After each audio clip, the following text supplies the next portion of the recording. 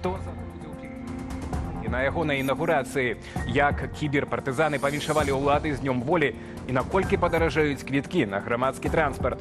Цягам найбліжэйшай гадзіны самыя цікавыя навіны і найважнейшая падзея аўторка 25 сакавіка. Для вас у гэты святочны дзень працуе Лесь Залеўскі. Шчыра вітаю гаспадарства і прашу паставіць лайк нашай трансляцыі, калі вам бяспечна. А мы пачынаем.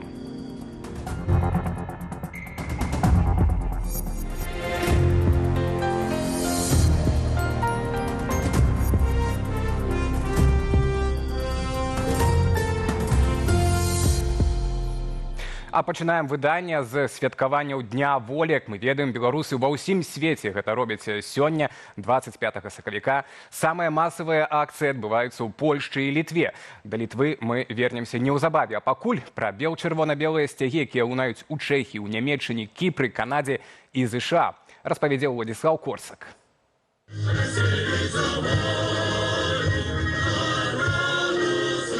Урачыстае падняцце бел-чырвона-белага сцяга і хвіліна маўчання ў гонар тых, хто аддаў жыццё за вольную Беларусь. Акцыю да Дня волі зладзілі ля сейму Літвы ў Вільні. Адкрыла цырымонію абраная прэзідэнтка Святлана Ціханаўская.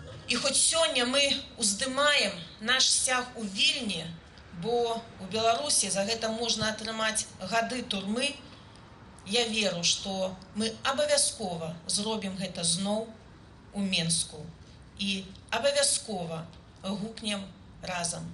Жыве Беларусь! Да святкавання беларускай дыяспары далучыліся літоўскія палітыкі і ветэраны барацьбы за незалежнасць Литвы. Очень важно в себя вырастить эти корни и дерево свободы, чтобы могло развиваться молодежь, чтобы могло развиваться демократия, могло развиваться сама страна.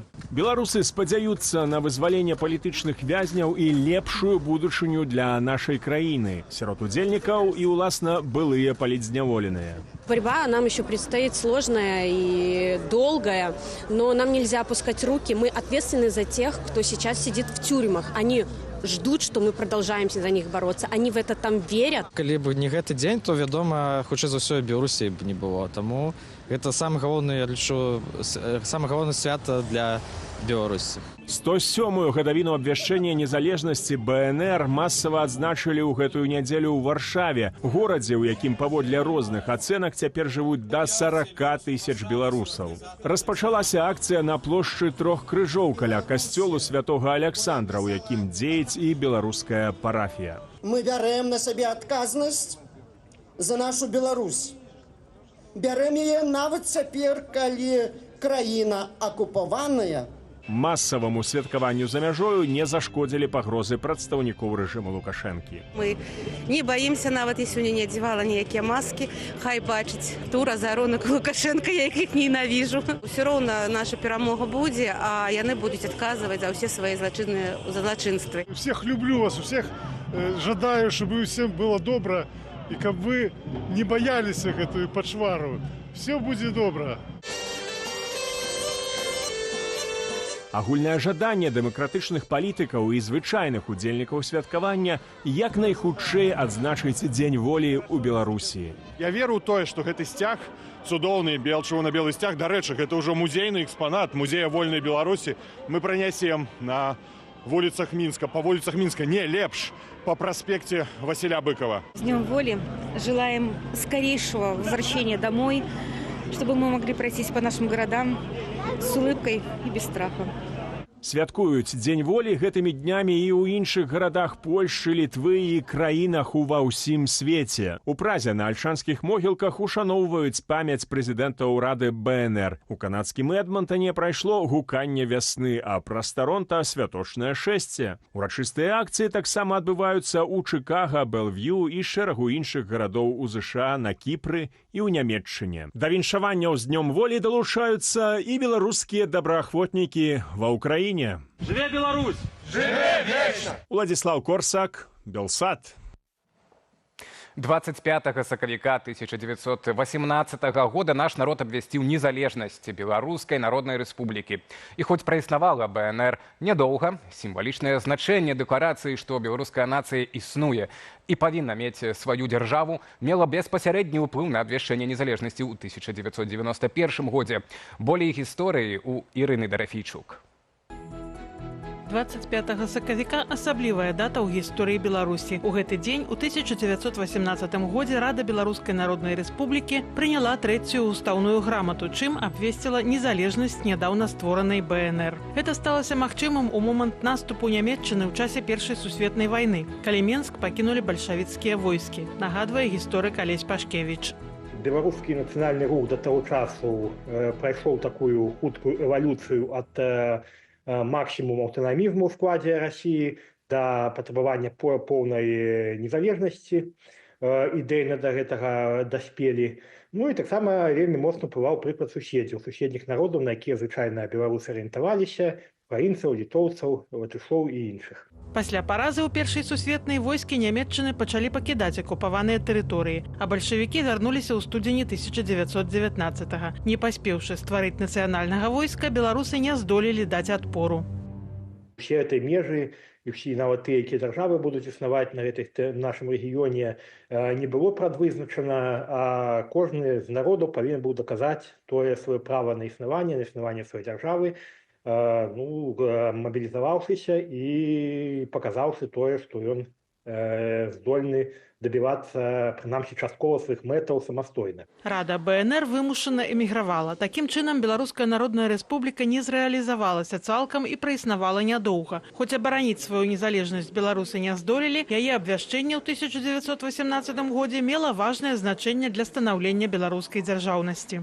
Абвяшчэнне Беларусі суверэннай дзяржавай змусіла бальшавікоў стварыць БССР, а існаванне БССР дазволіла беларусам у 1991 годзе абвесціць незалежную Рэспубліку Беларусь.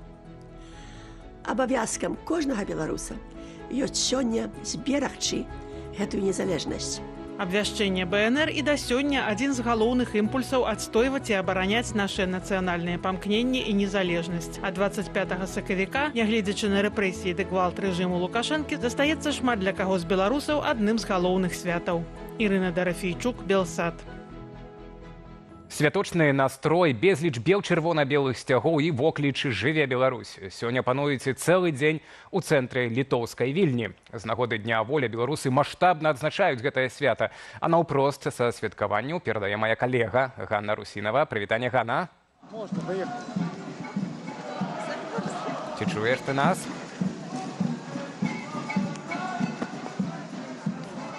Так. Так, Ганна, што там адбываецца? Распавядай. Пачынаць? Так, пачынай. Все, слухаем цябе.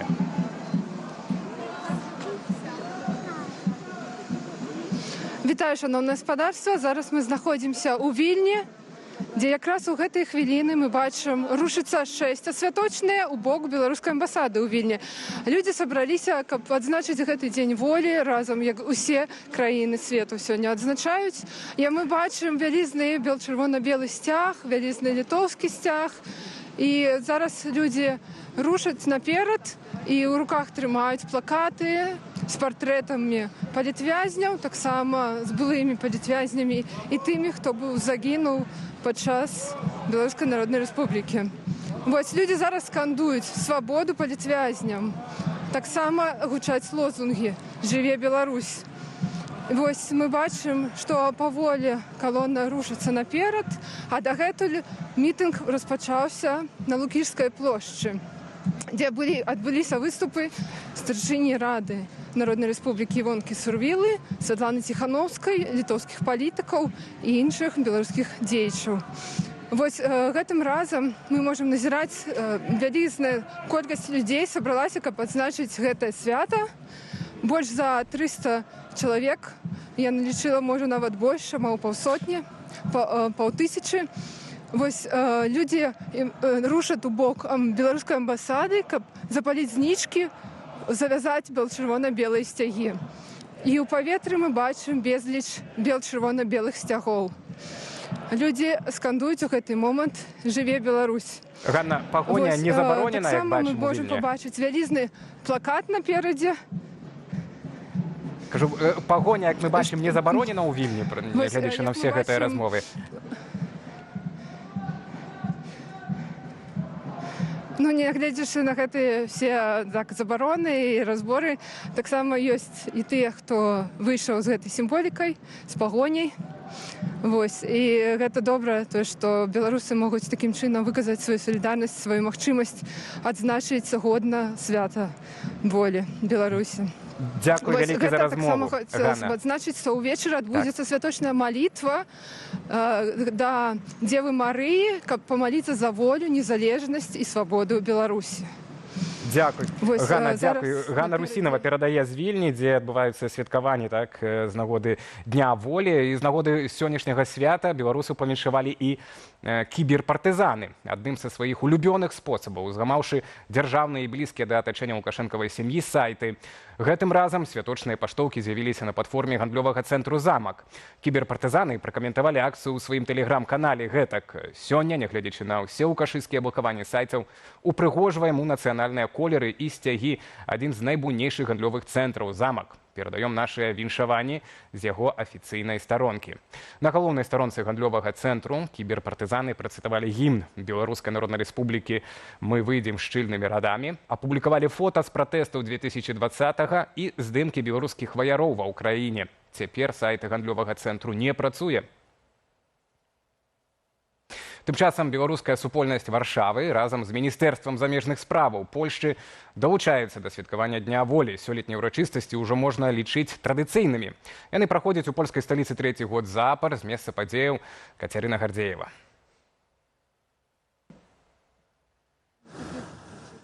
Гэты дзень яднае нас усіх незалежна ад таго, дзе мы цяпер знаходзімся. Прывітанне. Як ты слушна заўважыў, гадавіну абвяшчэння незалежнасці Беларускай Народнай Рэспублікі святкуеце тут у Варшаве. Гэтак мы знаходзімся на ўрачыстай цырымоніі ва ўніверсітэце імя Фрэдэрыка Шапена і, падаецца, пляцоўка для святкавання абраная невыпадкова. Бо нас сёння чакае сапраўдны музычны вечар. Хутка ў гэтай зале распачнецца канцэрт гурта «Спевы». А пакуль музыкі рыхтуюцца да выступу, мы паразмаўлялі з удзельнікамі гэтага мерапрыемства. Дзень волі гэта, па-першае, свята. Гэта свята еднасці, калі мы ў розных кутках усяго света гуртуемся, каб адзначыць тое, што мы існуем, каб адзначыць нашу нацыянальную ідэнтычнасць, каб адзначыць тое, што вось мы такія беларусы класныя, крутыя, і што гэта моц. Вось для мяне гэта такая талака, гэта такое свята, якое паказвае усім, што беларусы класныя і моцныя. Ужо трэці год запар да святкавання Дня волі далучаюцца і прадстаўнікі Міністэрства замежных справаў Польшы. Гэтак беларусаў са святам павіншавала намесніца дзяржаўнага сакратара гэтага ведомства спадарыня Ганна Радван. Менавіта цяпер са словам віншавання звяртаецца і спадар Павел Латушка. Што ж, віншуем гледачоў і мы, студыя. Дзякуй, Кацярына. Так, ну і прыгадалася, што Польша была таксама першай краінай, якая прызнала незалежнасць Беларусі ў 91-м годзе. Дзякуй вялікі, Кацярына Гардзеева з імпрэзы, арганізаванай польскім Міністэрствам замежных справаў з нагоды Дня волі. Ну, мы трошкі адыходзім ад гэтай тэмы, бо ў Дзень волі не можам абысці ўвагай і бадай найбольш яркага антаганіста гэтага свята. Якраз у гэты дзень Александр Лукашенко і ягонае атачэнне правялі інаўгурацыю новага тэрміну кіравання. Пакуль палітык збіраў апладысменты сваіх падданых і чытаў прысягі, сілавікі праводзілі палітычныя затрыманні, дэманструючы нязменнасць дзейнага курсу. Паводле папярэдняй інфармацыі, пераслед датычыць крымінальнай справы супраць праекту маніторынгу вайсковай актыўнасці «Беларускі гаюн». Юлія Цяльпук працягне. Президент Республики Беларусь Александр Григорович Лукашенко. У дыктатара быў асаблівы дзень. Больш чым 1100 сведкаў у Мінскім палацы сабраліся на ягоную інаўгурацыю. Старшыня выбарчай камісіі, якая налічыла 87% на ягоную карысць, уручыў пасведчанне кіраўніка Беларусі і папрасіў прысягнуць. Урачыста клянуся верна служить народу Рэспублікі Беларусь. Інаўгурацыя, што павінна адбыцца на працягу 2 месяцаў пасля выбараў, прайшла ў апошні дазволены заканадаўствам тэрмін. Ці Лукашенка сам, ці ягоныя дарадцы прыдумалі правесці цырымонію на свята апазіцыі ў Дзень волі. Адразу ўзнікае пытанне, калі перамога відавочная, то няма неабходнасці ее дадаткова дэманстраваць. А калі такая неабходнасць ёсць, то значыць перамога непэўная. Замест поўкі сваім праціўнікам рэжым паказаў глыбіню траўмаванасці выбарамі 2020-го, калі сыходзь гучала з усіх куткоў Беларусі. Заместь святкаваць, узурпатар звяртаўся да апазіцыі шматкроць на працягу сваёй інаўгурацыйнай прамовы. Вам и вашим кураторам нечего противопоставить нашему единству. Скажу больше. Полмира мечтает о нашей диктатуре. Звярнуўся і да кандыдатаў апошняй кампаніі, з якімі не выйшаў нават на дэбаты. Благодаря вам мы показали образец настоящей чистой конкуренции, без внутренних интриг, маніпуляцый со стороны внешних сил. Тым, хто сачыў за электаральнай кампаніяй, мелася зрабіцца смешна, лічыць медыаэксперт. Александр Лукашенко не мог патлумачыць, чаму супрацоўнікі арганізацый, якія створаны ў падтрымку Лукашэнкі, ішлі на гэтыя выбары, вот тая ж самая Чемоданова, напрыклад, пры тым, што поле электаральнай кампаніі была герметычна закрытае для сапраўднай апазіцыі, ну і гэта не лезе ні ў якія вароты. Гэта была 7-я інаўгурацыя Лукашэнкі. Паўлюк Быкоўскі прысутнічаў на першых 5 і называе іх шаблоннымі. Выбіваецца шэрагу 6-я, праведзеная ў потай, калі ўлада Лукашэнкі стаяла пад пытаннем, і сённяшняя 7-я, напампаваная папрокамі ў бок сваіх крытыкаў. Ён сказаў, што дзякуючы вам мы сталі сільнымі. Гэта таксама прыгожы ход, ну, з пункту гледжання пабудовы прамовы, але разам з тым гэта не сігнал таго, што мы вас калі-небудзь прабачым.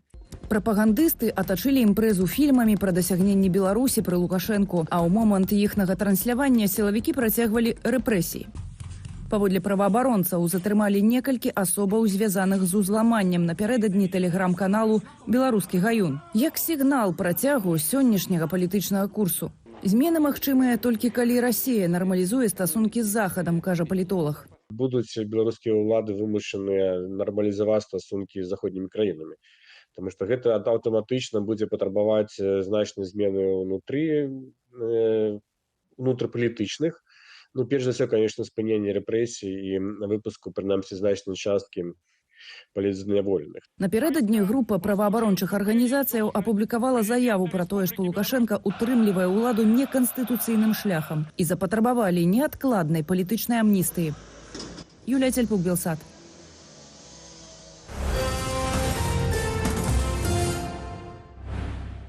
І да іншых тэмаў. Упершыню за 3 гады ў Беларусі даражэе праезд у публічным транспарце. Пакуль толькі на Меншчыне. Адпаведную пастанову апублікавалі на нацыянальным прававым інтэрнэт-партале. З 26 сакавіка квіткі ў Менскай вобласці даражэюць на 10 копеек. За праезд у аўтобусе ці тралейбусе трэба будзе заплаціць не 80, а 90 копеек. А квіток у аўтобус экспрэс падаражэе з 90 копеек да 1 рубля. Падраслі кошты і за праязныя квіткі на месяц прыблізна на 4 рублі. Для жыхароў вёсак ці гарадоў з насельніцтвам да 50 тысяч чалавек кошт падымецца з 30 рублёў 60 копеек да 34 рублёў 42 копеек. У гарадах, дзе жывуць ад 50 і да 250 тысяч асобаў, праязныя каштавалі 35 рублёў 5 копеек, а будуць 39 рублёў 43 копейкі. Праязныя на дэкаду падаражэлі прыблізна на 1,5 рубля. Кошты квіткоў публічнага транспарту ў Менску і астатніх вобласцях пакуль не змяніліся. Такім чынам, пакуль што жыхары Менскай вобласці будуць плаціць за праезд у аўтобусе ці тралейбусе нават болей за менчукоў 90 супраць 85 копеек.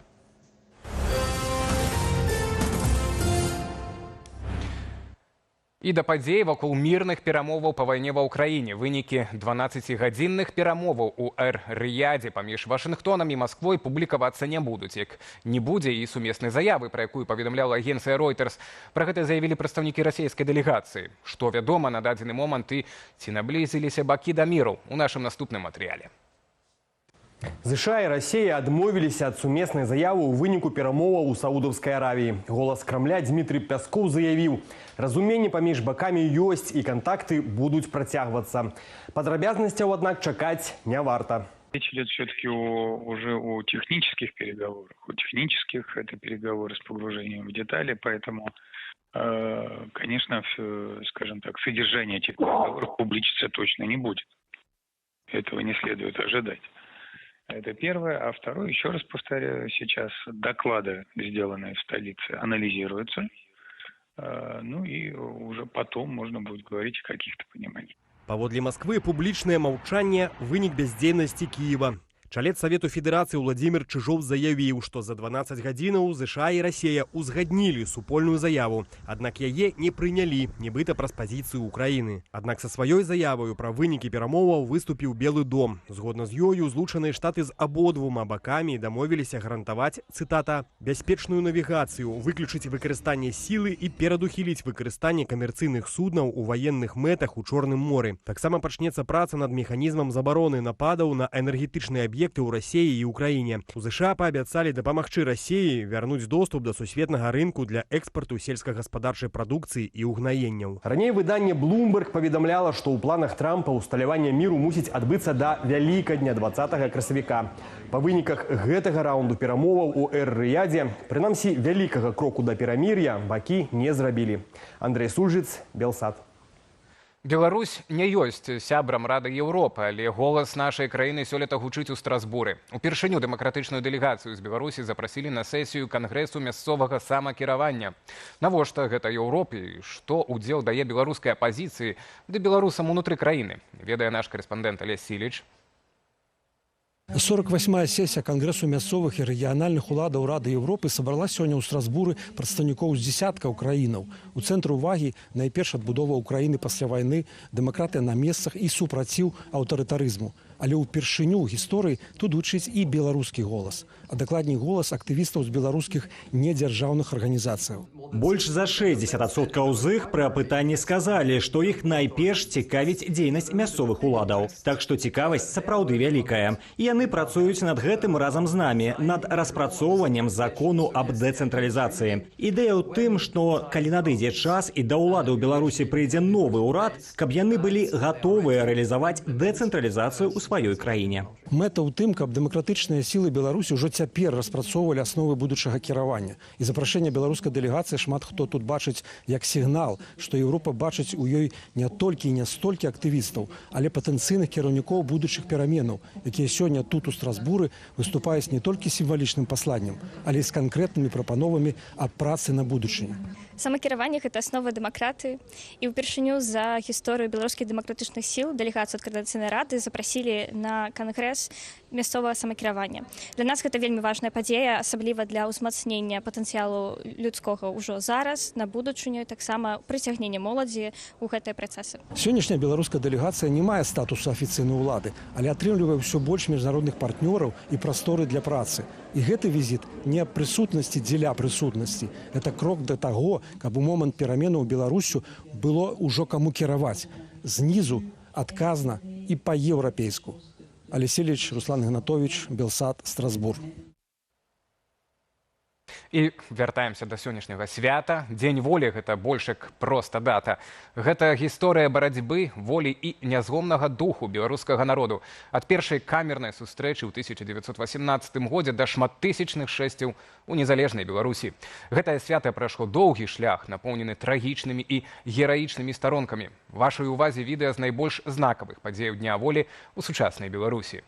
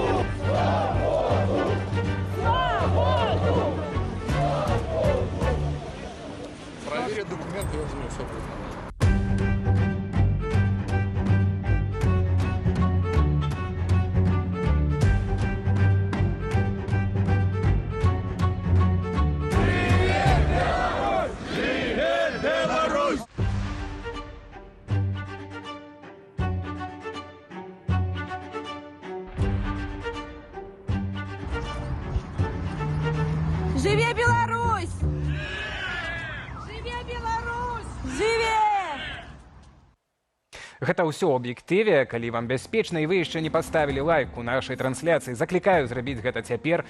Яшчэ больш навінаў можна знайсці ў нашым тэлеграм-канале, на які вы можаце перайсці праз QR-код на вашых экранах.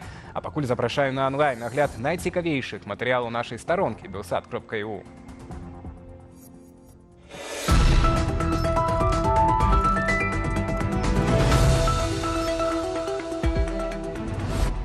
25 сакавіка беларусы адзначаюць дзень волі, дату, што сталася сімвалам імкнення да незалежнасці. Але ці былі ў гісторыі Беларусі перыяды сапраўднай свабоды? Ці можна назваць сучасную Беларусь вольнай краінаю? Мае калегі са старонкі belsat.eu абмеркавалі гэтую тэму з вядоўцам праграмы «Вусы з Карыны» Цімохам Акудовічам.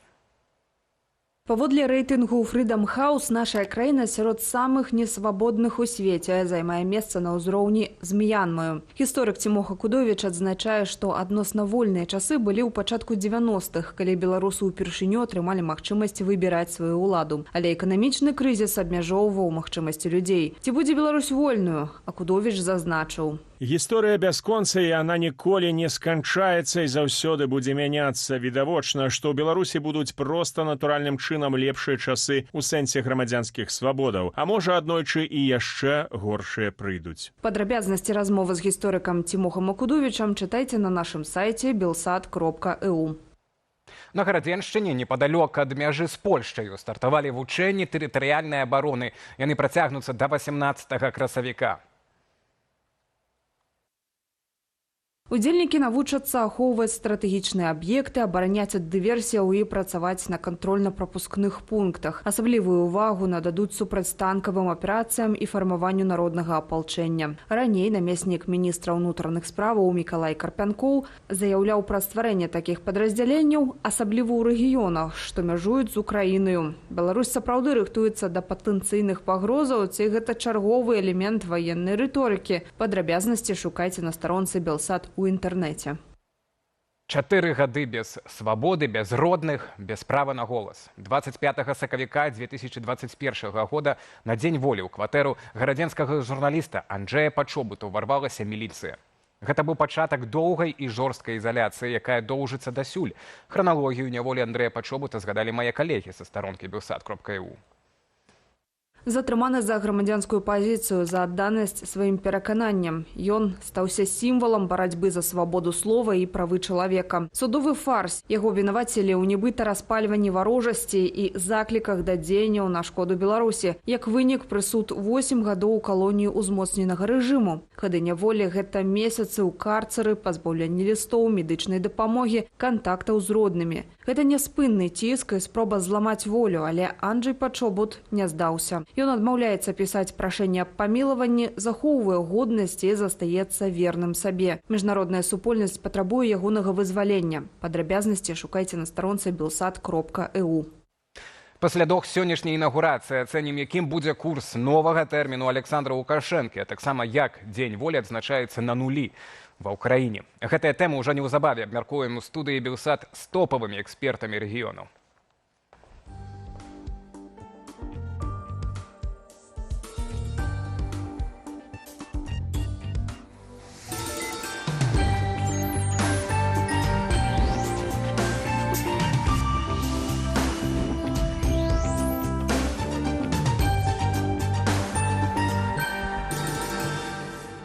Цырымонія ўступлення на пасаду зноў абранага кіраўніка Беларусі Александра Лукашенка адбылася 25 сакавіка ў Палацы незалежнасці ў Менску. Напярэдадні 10 праваабарончых арганізацыяў заявілі, што палітык утрымлівае дзяржаўную ўладу ў Беларусі неканстытуцыйным шляхам. Праезд майбахам у суправаджэнні матацыклістаў вуліцамі Менску, бюджэтнікі ў якасці масоўкі. Сёмая цырымонія інаўгурацыі Александра Лукашэнкі прайшла пафасна і маштабна. У адрозненне ад мінулай, таемнай і сціплай. Гэтым разам толькі ў Палацы незалежнасці сабралі больш за 1000 гасцей. Заступаючы на пасаду прэзідэнта Рэспублікі Беларусь, урачыста клянуся, у інаўгурацыйнай прамове Лукашенка назваў свае выбары эталонам і што такой дыктатуры, як ягоная, прагне палова свету, пасля чаго перапрануўся ў вайсковую форму, каб на плошчы прымаць клятву сілавікоў у вернасці. Адметнасцю сёлетняй інаўгурацыі стала правядзенне яе ў дзень абвяшчэння незалежнасці БНР, свята Дня волі. Што ж, абмяркуем сёмую ўжо інаўгурацыю Александра Лукашэнкі на пасаду кіраўніка Беларусі. Дапаможа нам у гэтым праз відэасувязь Аліна Харысава. Спадарня Аліна, добрый вечар. Паліталагіня, экспертка аддзелу аналізу і стратэгіі офіса Святланы Ціханаўскай. Апанента, фактычна. Так, кансультуеце апаненту Александра Лукашэнкі. Ну, то абмяркуем. Можа, спачатку не адсутнасці сённяшняга івэнта, што было вакол, перадусім абмежавалі інтэрнэт, на ўсялякі выпадак прывялі ў праверку, так, абвясцілі праверку баявой гатоўнасці на гарадзеншчыне беларускага войска. Чаго ўлады апасаюцца, на вашу думку? Што, у вас нейкія былі таемныя планы на сённяшні дзень? У вас и у вашей лидерки? Я уверена, что это просто очередной театр, показушность для того, чтобы показать своим приверженцам режима о том, что вот у нас есть какая-то опасность, на нас постоянно готовятся какие-то диверсии иностранных каких-то спецслужб, но ничего за этим такого сутностного не скрывалось. Это просто очередной театр. Ограничили они интернет в том числе для того, чтобы просто на всякий случай перестраховаться. Это то же самое, что на Новый год у нас, например, отключают интернет. В этом нету никакого смысла. Люди не выйдут из-за того, что они увидят обращение Светланы Тихановской в интернете, они не выйдут на улицы на демонстрации в данный момент, когда такие репрессии в стране. Но режим просто перестраховывается на всякий случай, во-первых, а во-вторых, просто напоминает своему населению, что, ну, вообще-то у них все под контролем. Вообще-то, если они захотят, то что хотят, они сделают и с людьми, и с интернетом, и все в сильных руках Александра Лукашенко, он контролирует у нас вообще все в стране. Ну, гэта выходзіць праўда, што ўсё пад кантролем. У такім разе, можа, вы ў ягоных спічах пасланні пачулі змену нейкай палітыкі ці штосьці новае, што вас зацікавіла ў гэтых спічах, на што бы вы звярнулі ўвагу? Меня на самом деле очень сильно ужасает вообще то, насколько сильно мы вообще погрязаем в диктатуре, насколько сильно Беларусь погрязает в диктатуре. И я не знаю, что думают те люди, которые это слушают, те, которые находятся в стране. И мне бы очень сильно хотелось побеседовать. Я думаю, что с теми людьми, с которыми мне безопасно это сделать, я сделаю в ближайшие дни. Но просто масштаб абсурдности, который происходит сейчас в Беларуси, сегодня в Беларуси, меня удивил, когда он, во-первых, Александр Лукашенко, он упомянул демократические силы, он начал снова вот эту риторику о том, что вот иностранные спецслужбы спонсировали демократические силы, цветные революции, бла-бла-бла. И то есть это просто показывает, что это его не оставляет в покое. Он объявил об инаугурации тоже за несколько дней. Это говорит о том, что у него не все под контролем все-таки. Когда стоит человек в военной форме перед огромным количеством военных и рассказывает о том, насколько сильно мы мирный народ, и насколько сильно он желает мира и тому подобное, для меня это выглядит максимально абсурдно. Еще он очень часто упоминал диктатуру, то, что у него диктатура, у нас диктатура в Беларуси, но весь мир такой диктатуры желает, как у нас в Беларуси, и он просто этим обесценивает это слово, убирает из него какое-либо вообще смысловое наполнение для того, чтобы когда население слышало о том, что в Беларуси диктатура, они это не воспринимали. Для того, чтобы было сложнее достучаться до населения и объяснить, что они живут в диктатуре, нужно просто это слово лишить смысла. И он тем же самым занимался во время этой инаугурации. Ну, так само, як са словом там, фашызм там, і так далей. Цяпер розныя бакі ўжываюць адзін да аднаго, не глядзячы ў слоўнік, што значыць гэтае слова. Хаця акурат з дыктатурай, то да, тут ясна ёсць ясная дэфініцыя так, гэтага. Якім будзе палітычны курс вось, новы так, па выніках гэтай інаугурацыі, ці мы штосьці адтуль можам для сябе зразумець, як гэтая ўлада бачыць сваю, прынамсі, будучыню. Мы запыталі таксама доктара палітычных навук Андрэя Казакевіча, зараз яго паслухаем, спадарня Ліна, і вернемся да вас таксама, што думаеце вы на гэты конт, калі ласка. Ясна, што высокі ўзровень рэпрэсій, ён быў шмат у чым магчымы менавіта дзякуючы вайне, якая дазваляла проста шмат чаго рабіць, і на фоне таго, што творыцца і тварылася ва ўкраіне, гэта выглядае не настолькі жахліва.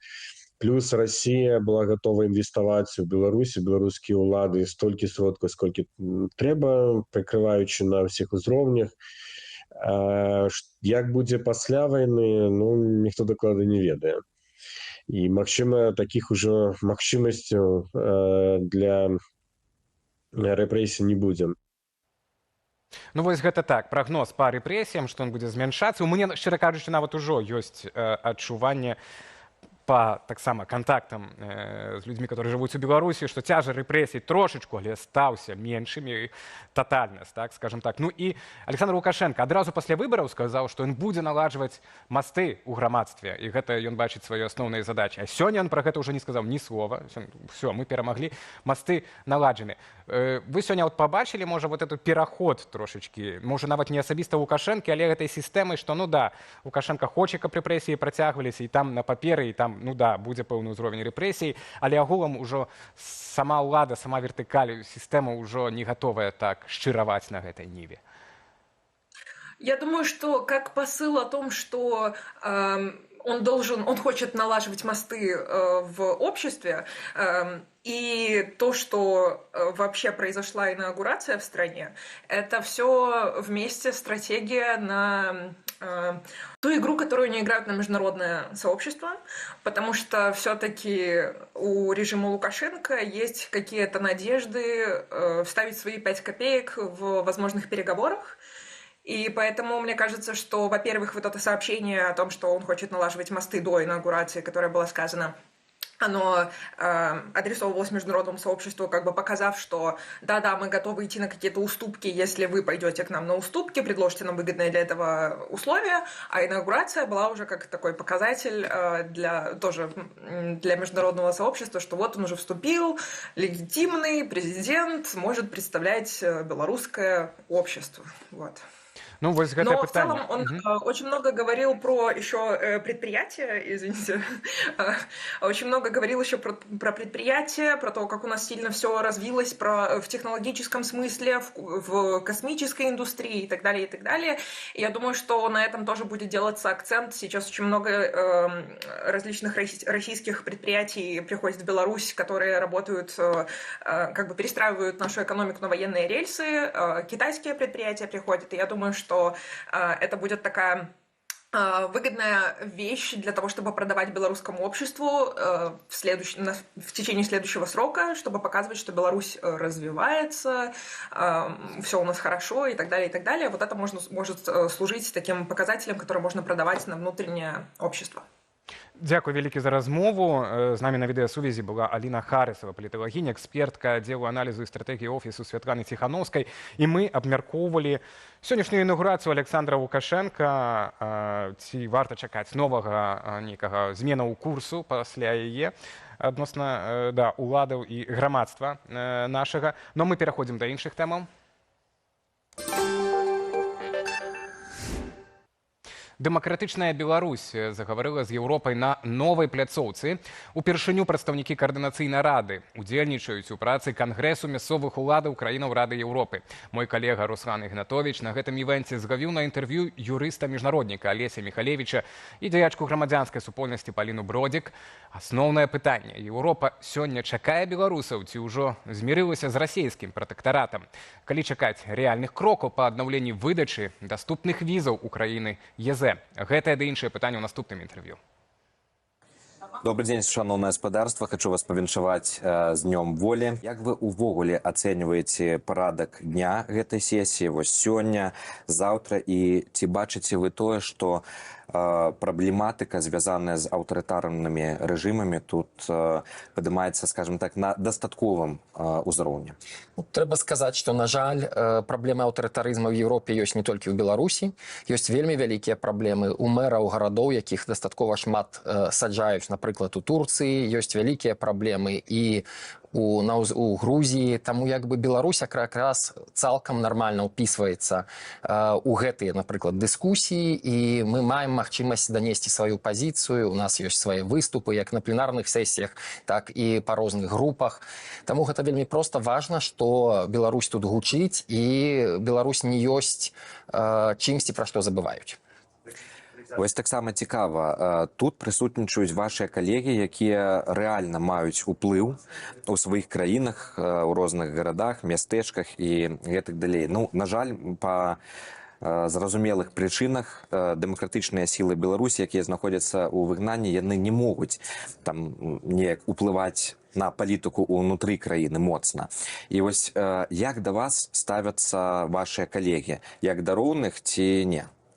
Абсолютно як да роўных. Насамрэч мы вельмі ўдзячныя нашим калегам з Еўрапейскага звязу за тое, што яны прымаюць нас сапраўды як паўнавартасную дэлегацыю там з абмежаваннем галасавання. У нас няма права галасаваць, безумоўна, таму што Беларусь не з'яўляецца часткай Рады Еўропы на сённяшні дзень. Але тым не менш увесь іншы шэраг правоў у нас ёсць, і мы можам удзельнічаць у дыскусіях на роўных з іншымі калегамі. І безумоўна спрыяем таму, каб у нас разбудоўвалася супраца з імі. І учора, і сёння на палях канферэнцыі Кангрэса мы размаўлялі і з мэрамі, з прадстаўнікамі абласных радаў, таксама розных краінаў, і спрабавалі шукаць варыянты для сумесных праектаў. Ці, можа быць, працягнення нават праектаў, якія ўжо існуюць. Так што я абсалютна магу з упэўненасцю сказаць, што да нас стаўленне такое ж раўнавартаснае, раўнапраўнае, як і да ўсіх іншых дэлегатаў. А вось увогуле, ці чакаюць беларусаў у Еўропе? Вось як вам падаецца?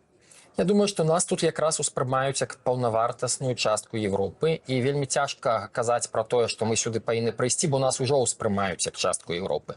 На жаль, як бы праз беларускую ўладу ўспрымаюць як частку Европы, якая часта не хоча з чымсьці пагаджацца, не робіць так, як робяць нармальныя краіны, але гэта якраз тое месца, дзе мы з'яўляемся паўнавартаснай часткай Европы і дзе проста нас чакаюць у тым ліку як рэгіянальныя і мясцовае самакіраванне Беларусі, і таму якраз нашай дэлегацыі далі такое месца.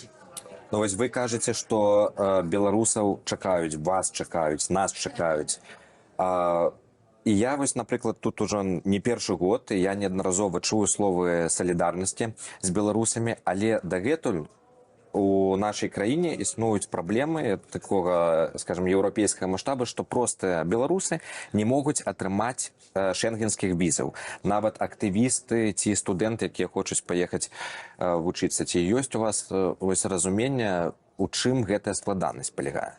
Ну, калі Беларусь як краіна пачынае ствараць вельмі шмат праблемаў, той же самы міграцыйны крызіс і так далей, першае, што хочацца сказаць, асабліва суседзям, гэта «а давайте пабудуем вельмі вялікую сцяну». Але якраз такія кангрэсы і такія месцы, прадстаўлення беларускіх дэмакратычных сіл у такіх месцах вельмі важна, што трэба вучыцца лабіяваць свае інтарэсы, і нашым інтарэсам, безумоўна, з'яўляецца тое, каб Еўропа ад грамадзян Беларусі не зачынялася, каб Еўропа зачынілася ад беларускіх уладаў, але для грамадзян, для простых шэраговых беларусаў былі ўсе умовы для таго, каб яны маглі ездзіць, абменьвацца інфармацыяй, наведваць краіны Еўропы. Ну, і трэба разумець, насамрэч, што гэта не проста пляцоўка, дзе ўсе прыходзяць і на ўсё пагаджаюцца. Тут адбываюцца, насамрэч, дыскусіі даволі жвавыя. І кожная краіна адстойвае свае інтарэсы. І такім ж самым чынам і мы мусім адстойваць свае інтарэсы. Таму гэта как бы пытанне в кантинууме. Безумоўна, на сёння сітуацыя не ідэальная, але нам ёсць над чым працаваць, і мы здольны мяняць сітуацыю. Таму, уласна, тое, што мы тут знаходзімся, нават пры тым, што это не зусім как бы кампетэнцыя дадзенага кангрэса, але разбудова такой сеткі кантактаў для нас будзе спрыяльнай і ў гэтым пытанні таксама. Ну, я вось яшчэ заўважу для нашых гледачоў, што вы прадстаўляеце розныя палітычныя сілы, і вось можна сказаць, што вы у пэўнай ступені з'яўляецеся такім сімвалем таго, што ўсё ж такі дэмакратычныя сілы Беларусі, яны на міжнароднай пляцоўкі ёсць аб'яднанымі, і вы адстойваеце інтарэсы беларусаў і нашай краіны. І апошняе пытанне да вас абоіх. Што вы канкрэтна будзеце рабіць тут заўтра, заўтрашні дзень, і якіх вынікаў агулам чакаеце ад кангрэсу? Як сёння, так і заўтра. У нас ёсць як пленарныя выступы, як выступы на розных частках гэтага кангрэсу, так і вельмі шмат асабістых сустрэчаў з тымі людзьмі, з якімі мы збіраемся наладзіць супрацоўніцтва, некаторых з якіх мы ўжо ведаем дастаткова даўна. І гэта, перш за ўсё, магчымасць інстытуцыянальна, рэгулярна пасля ў тым ліку сустракацца і мець пляцоўку, дзе з гэтымі людзьмі абмяркоўваюцца канкрэтныя праекты. Да, безумоўна. Ну і зноў-такі, нягледзячы на тое, што мы не знаходзімся ўнутры Беларусі і не можам на сённяшні дзень уплываць на рэформы у сферы дэцэнтралізацыі, тым не менш мы уже сёння можам абмяркоўваць з нашымі калегамі, па-першае, адукацыйныя магчымасці для адмысловых спецыялістаў з Беларусі ці тых, хто знаходзіцца па-за межамі Беларусі на сёння, ну і рыхтавацца да гэтых рэформаў у будучыні. Таму шэраг пытанняў для абмеркавання у нас даволі вялікія і сапраўды на кожным з паседжанняў, ці то там камітэта, ці то пленарных паседжаннях, ці то супрацы з партыямі, мы гэтыя пытанні вельмі шчыльна абмяркоўваем. Дзякую вам вялікі за гэтую шчырую размову. Дзякуй вялікі. Дзякуй. Спадарства, глядзіце студыю Белсат, і гэта жывы эфір, таму ставім лайк, калі яшчэ даглядзелі да гэтага адрэзку відэа. Ну і вам бяспечна, а мы пераходзім да іншай тэмы. Рада Беларускай Народнай Рэспублікі пасмяротна уганаравала ордэнам жалезнага рыцара беларускую добраахвотніцу ў складзе ўкраінскага войска Марыю Зайцеву. Як азначаюць у тлумачэнні, за асабісты гераізм, выяўлены ў змаганні з расейскімі агрэсарамі за волю народаў Украіны і Беларусі. Заснаваны пасля Другой сусветнай вайны, ордэн не ўручаўся больш за 70 гадоў. Аднавілі ўганараванне ім пасля пачатку паўнамаштабнай вайны ва ўкраіне.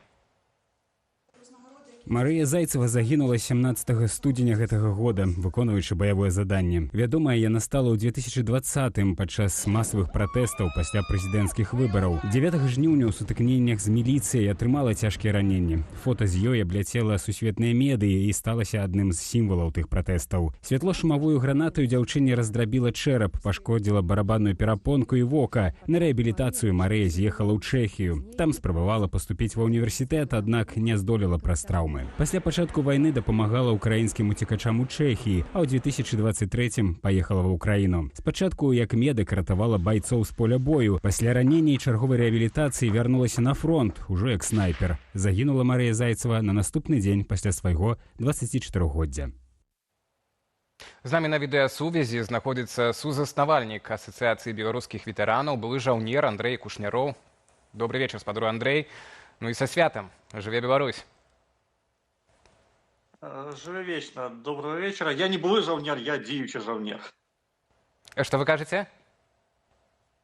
Я кажу, што я не былы жаўнер, я дзеючы жаўнер. Дзеючы. Бо апошняе, што я прачытаў, да, пра тое, што вы ездзілі па краінам Еўропы і рэкрутынгам так займаліся. Пра гэта будзе пытанне неўзабаве, пакуль хацеў бы удакладніць пра спадарню Марыю, толькі што мы паглядзелі сюжэт.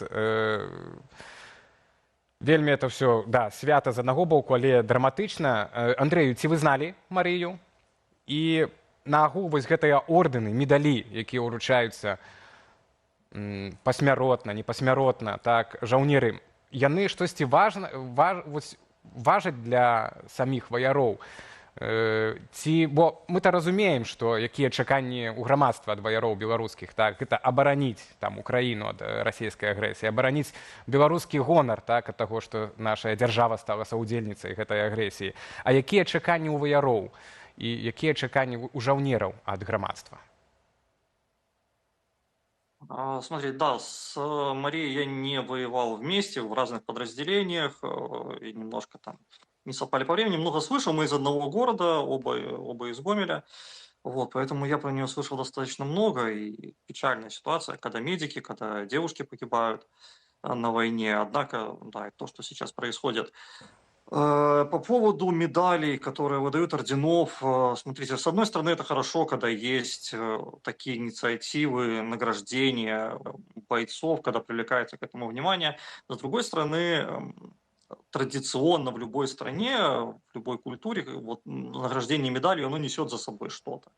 То есть мы сталкиваемся с ситуацией, когда бойцы, возвращаясь на гражданку после ранений, когда бойцы, возвращаясь на гражданку после окончания контракта, сталкиваются с тем, что они фактически, несмотря на все эти награды, в Украине награды там, от БНР, от других организаций, они, в принципе, сами бойцы никому не нужны. То есть награда есть, а человек, в общем-то, не очень-то кому-то нужен. То есть мы говорим о том, что вот мы ценим этого человека, однако действий за этим никаких нет. Вот за каждым таким орденом, за каждой наградой должны стоять действия. То, что человек получает в Украине, в принципе, дает какие-то определенные льготы. То, что мы пытаемся сделать, хорошая история, но, в принципе, было бы хорошо, если бы родственники, например, людей, которые награждены посмертно, получали бы поддержку от тех организаций, которые награждают. Это один из примеров. Можно найти другие варианты, как сделать подобные награды не только символическими, но и представляющими реальную ценность.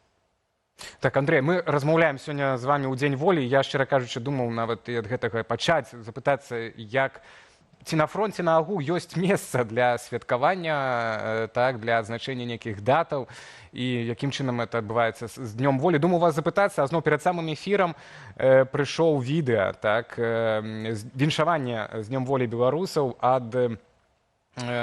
апублікавалі ў сваім YouTube-канале ваяры беларуска-украінскага падраздзялення «Тур». Зараз мы паглядзім фрагмент гэтага роліка і вернемся з вами да размовы, уласна. Калі ласка.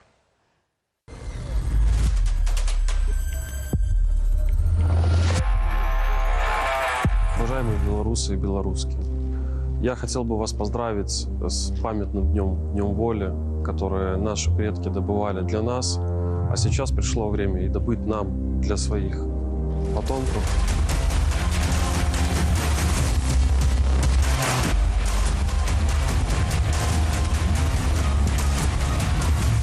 Слава Украине! Героям слава! Живе Беларусь! Живе вечно! Ну вось, як на прыкладзе гэтага роліка бачым, так, што такое магчыма. Сапраўды, для гэтага ёсць магчымасці, і сапраўды ваяры нават у гэтыя складаныя ўмовы цяпер пастаяннага наступу расійскага войска думаюць пра радзіму, пра такія дні, як Дзень волі? Это хороший праздник.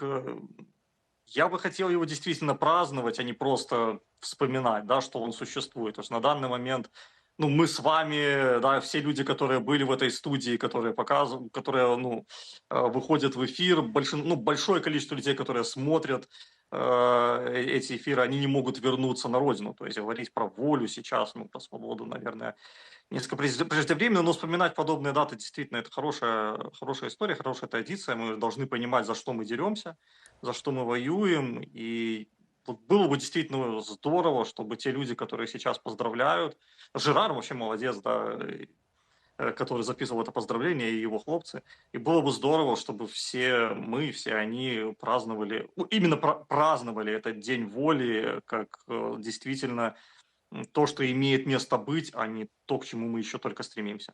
Спандру Андрей, я поглядел, вы историк по адукации, и у беларусаў вось у 1918, так, паводле многіх сведчанняў гісторыкаў, так, не хапіла, вот, каб абараніць незалежнасць у гэты перыяд, не хапіла тупа штыкоў вайсковых, так, бо з аднаго боку бальшавіцкая атака Расія напірала ўсёй сваёй масавасцю і паднімала пад сабой Беларусь. А вось на дадзеным гістарычным этапе, якія ў нас асноўныя выклікі, назовем это так, это все тыя ж самая праблема штыкоў, якія вы бачыце слабыя месцы нашай незалежнасці, на што нам трэба неабходна цяпер звярнуць увагу, каб вось гэты гістарычны перыяд мы заставаліся ў сцяж са сваёй дзяржавай.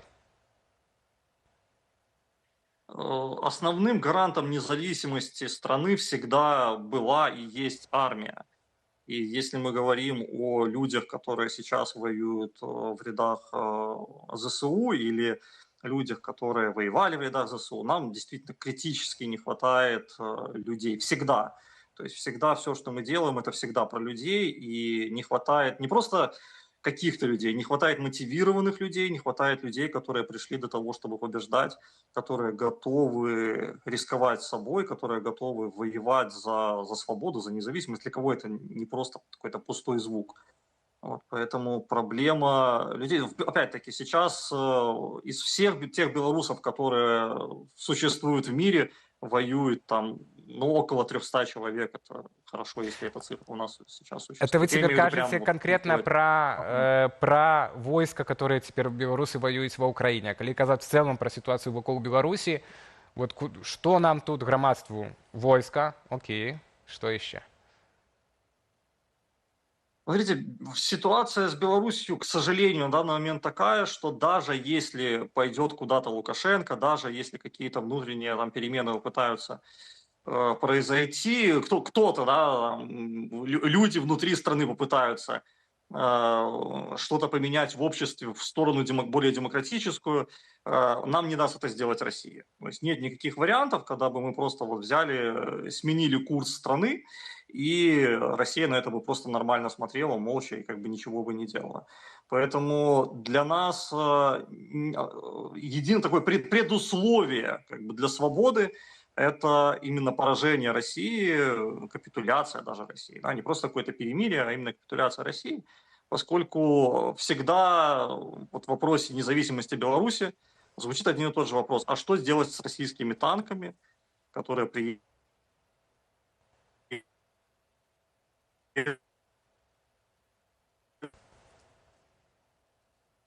Так, спадару Андрэй, сарвалося, але мы пачулі апошняе. Што рабіць з гэтымі танкамі? Я ўпэўнены, што вы і вашыя калегі і все іншыя беларусы, которые цяпер воююць у шэрагах ЗСУ, ведаць, што з імі рабіць. Дзякуй вялікі за размову. Ну, шановное гаспадарства, калі вам бяспечна, вы яшчэ не паставілі лайк у нашай трансляцыі, заклікаю зрабіць гэта цяпер. Як бачыце, дзень волі мы адзначаем таксама не толькі ў Варшаве, Вільні, але і перадаем падзеі, што адбываецца на нулі па ўкраіне. Яшчэ больш навінаў можна знайсці ў нашым тэлеграм-канале, на які вы можаце перайсці праз QR-код на вашых экранах. А пакуль запрашаю на онлайн агляд найцікавейшых матэрыялаў сацыяльных сетак Белсату.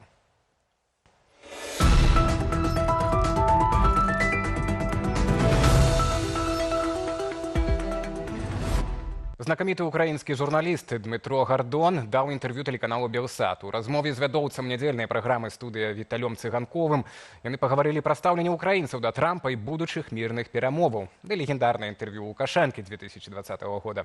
Цалкам размову можна паглядзець на YouTube-канале Белсат Ньюс. Мне представлялось крайне важным, чтобы Лукашенко, который искренне ненавидит Путина, а Путин искренне ненавидит Лукашенко, чтобы Лукашенко занимал украинскую позицию и чтобы он подтвердил, вот вы сейчас главный отрывок продемонстрировали, чтобы он подтвердил, что никогда с белорусской территории не войдут войска фашистской России в Украину. Пакуль прапаганда расказвае пра 30 гадоў стабільнасці і дабрабыту за часамі Лукашэнкі, чыноўнікі шукаюць бульбу. Камітэт дзяржкантролю учыніў рэйд па беларускіх крамах, і вынікі правяранняў несуцяшальныя. Лічбы чыноўнікаў вывучыў, прааналізаваў і пераклаў на зразумелую мову вядоўца Белсату і блогер Александр Кнырович. Ягонымі высновамі дзеліцца тык-ток-аккаунт нашага тэлеканалу. Зазірнуў і трошкі знерваваўся. Як так кажа, у 3% крамаў бульбы няма ўвогуле. Ну, маўляў, едзе-недзе, яшчэ не даехаў. А ў 10% прадаюць невядома што. Нейкае зялёнае гніллё. Ну, гэта толькі гучыць так сціпла. 3%, 10%. А калі экстрапаляваць гэтыя адсоткі ў колькасць крамаў, выяўляецца, што бульбы няма ў 1500 крамах, а прадаюць некандыцыю 5000. У мяне так выходзіць. Дарэчы, Цэнтрабірок разлічыў чарговы індэкс дранік. Кошт вырас і прадукт у складзе стравы, які найбольш падаражаў – бульбачка. Ажно на 30%. А на двары ж толькі сакавік.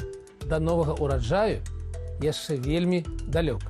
Яшчэ паўгода. У Беларусі кожную вясну ажывае адна і тая ж шкодная традыцыя – паленне травы. Ад гэтага цярпяць як самі людзі, так і прырода. Яшчэ адна трагедыя ледзь не здарылася ў Магілёўскім раёне. Там мясцовая жыхарка заўважыла агонь на полі і выклікала ратавальнікаў. Пакуль чакала прыезду пажарных, пачула жаласны піск з ахопленай агнём травы. Што было далей, у відэа расказваюць нашыя калегі з СММ-рэдакцыі. Паглядзець гэты ды іншыя ролікі можна ў тэлеграм-канале Белсату.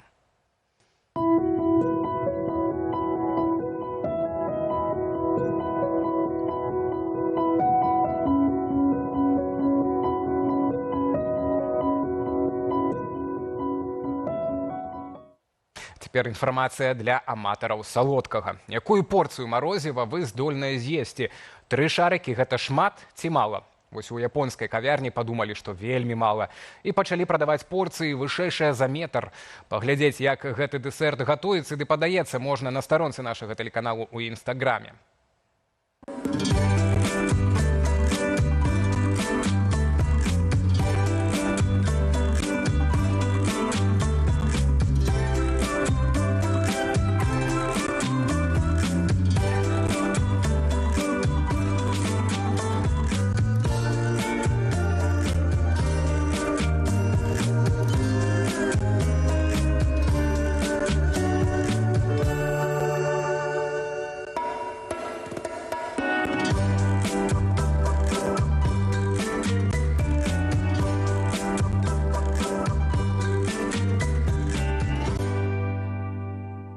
Гэта ж трэба паспець яшчэ з'есці это марозіва, пакуль не расстане. Цэлы метр марозіва.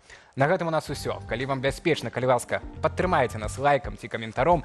Я ж зычу спадарству ўдалага вечара і беражыце сябе.